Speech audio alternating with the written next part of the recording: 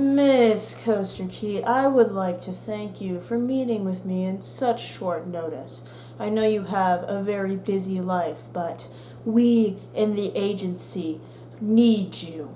Yeah, I'm very busy working on my current Pokemon. Wait, hold on. I'm just a middle schooler.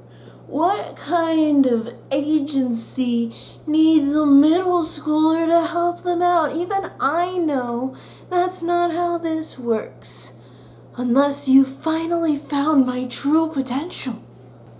My name is Officer Moonbeam, and I'm with the Sunshine Private Investigation and Examination Squad, or SPIES as it is called. You can go ahead and take a look at this, if you would.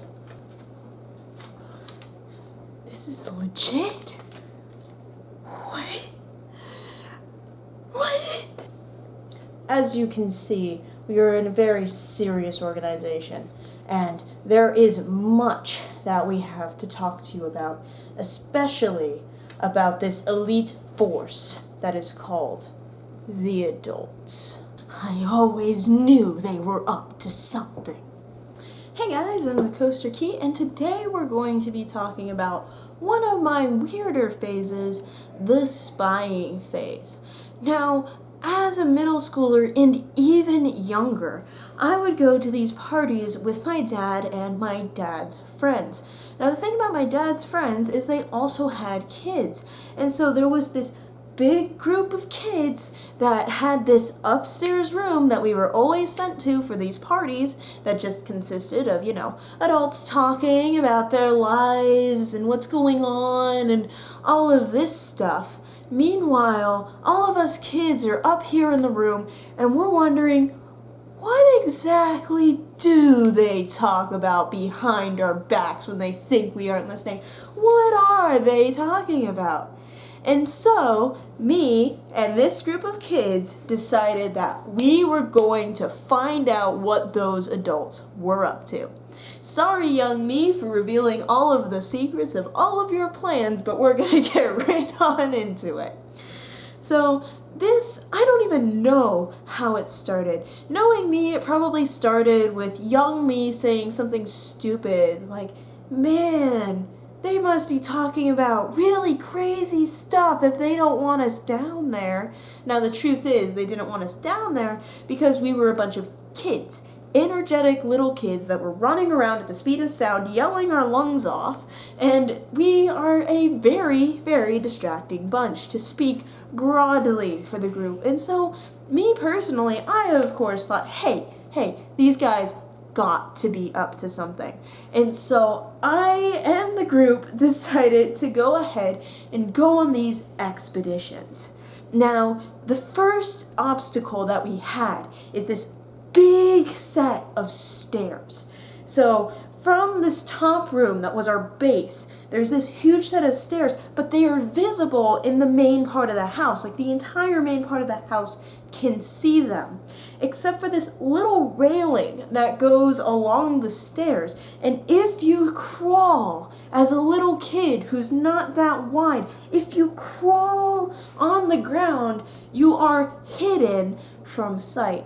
Now, let me just for you define what hidden means, because I'm pretty sure what you have in mind and what young me had in mind are two separate definitions.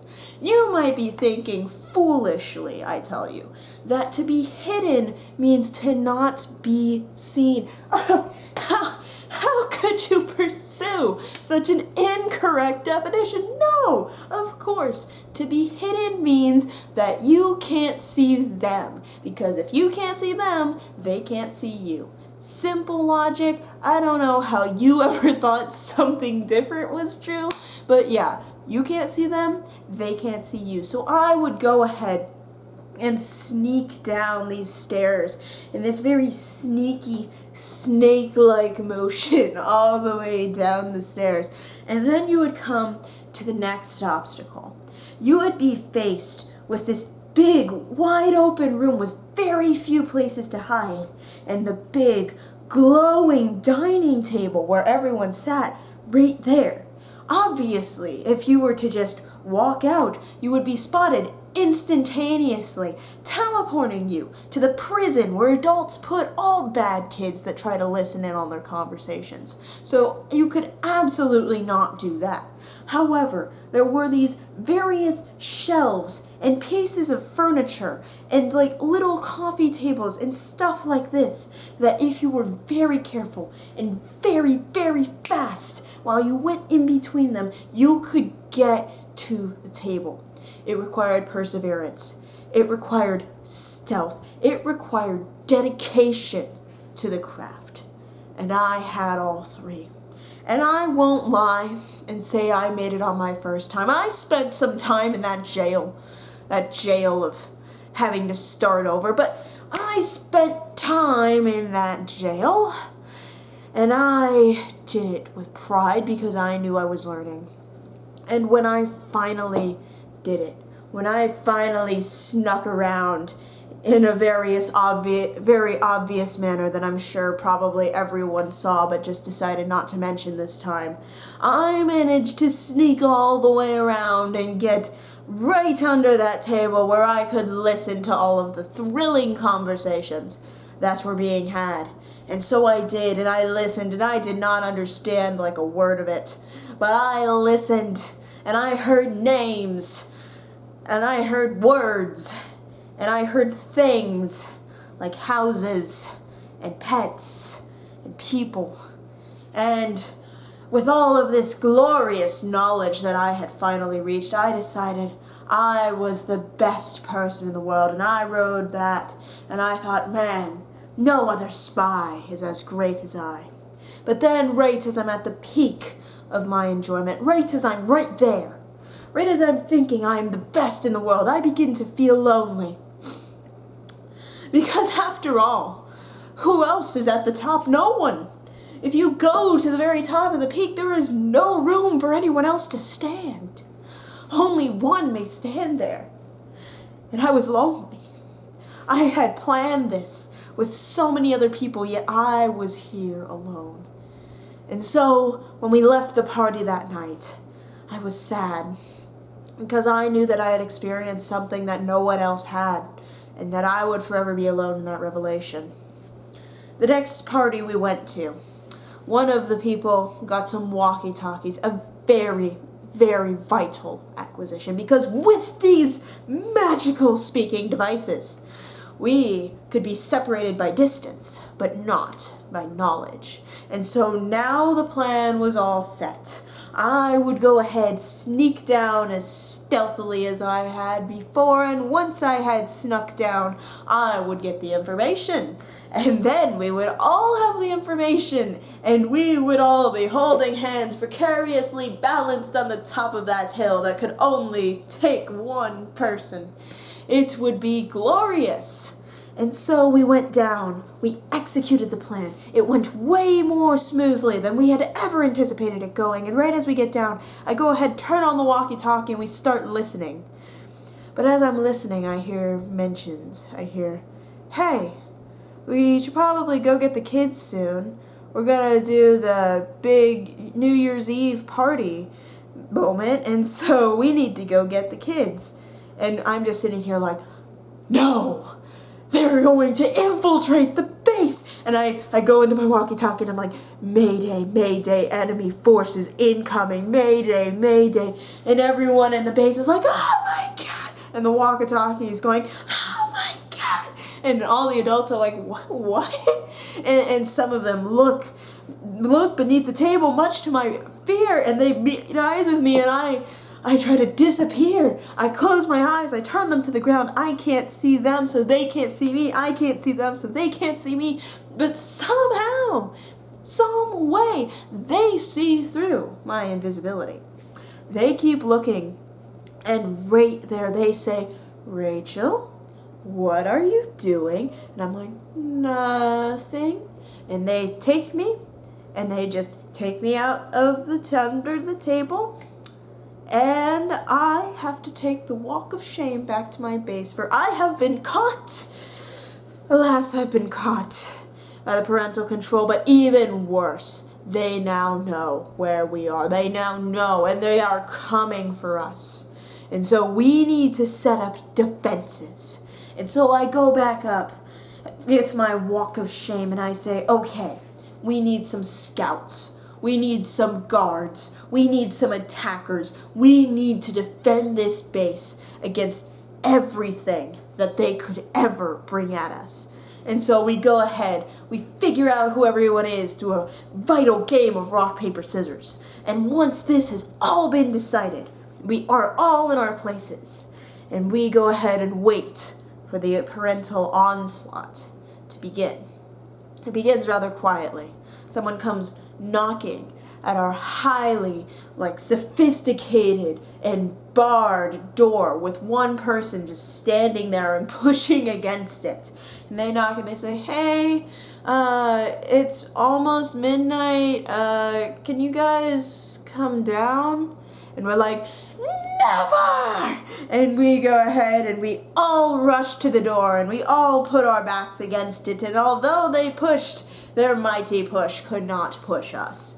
And so we overcome their power. Then came the second onslaught. Another person came up. Hey, yeah, you guys should really come down. You don't want to miss this. No! How dare you recommend that we come down with you people? We are kids, not heathenish adults. How dare you? And so we go ahead and we stay barred. Then we decide that we must not be as unprepared as we have been, and we send out one of our scouts to go around the other corner to go ahead and look in on everyone that might come up the stairs. They go ahead, they go across, and we wait in anticipation. We fall deathly silent, eyes going from one another, fear in some of them, confidence in others. I, as the leader, try to be like, it's gonna be okay. We're gonna get out of this alive. My partner agrees. She's like, yes, we can do this. We've done it before. We are good enough. We are strong enough, and the adults will not overcome our forces. And as we wait there in the near silence, we hear a walkie-talkie. Incoming. 3 incoming. And as we look around, we know we're in for the fight of our lives. We all get into our positions. The person barring the door, the person guarding the door, the scout, the person ready to attack. We are all fully prepared this time. Nothing is going to take us by surprise. The 3 adults come to the door, each of them pleading for us to come out. One of them begins pushing open the door, and having lost the strength of our scout behind the door, they manage to get it open. You can see the frustration on their faces. They open it. They look about ready to kill. We all prepare. We send off the attacker, but to no avail, as the attacker gets picked up and placed on a higher bunk where they are no longer effective. The rest of us stay cowering and say, we will not go down with you. To which the parents say, truce, truce. The war is over. You're too strong. To which we say, what? Adults know the meaning of surrender? And they say, yeah, we do. Can you just get down here? It's literally like 1 minute till midnight, and we really don't want you to miss it. And so we, with smiles on our faces and triumph in our hearts, go ahead and mount those stairs down to that New Year's Eve celebration, where we celebrate the coming of a new year. A new year will children reign supreme. That all being said, whether you're an adult, a child, or anywhere in between, I hope you enjoyed this video. If you did and want to see more like it, go ahead and like and subscribe if you like. I know to make more kinds of these videos, or more of this kind of video, I mean. And if you subscribe, you'll be able to see them right when they come out. You can also ring that bell, because apparently subscriptions are weird now. But whatever. Oh, and go ahead and comment any weird things that you did as a kid. Did you start any weird spy groups that tried to hunt down adults? Or was that just me? Let me know in the comments below. Maybe it was just me. And anyways, I've been the Coaster Key, and I hope that you guys soar high and enjoy your ride of life. Bye!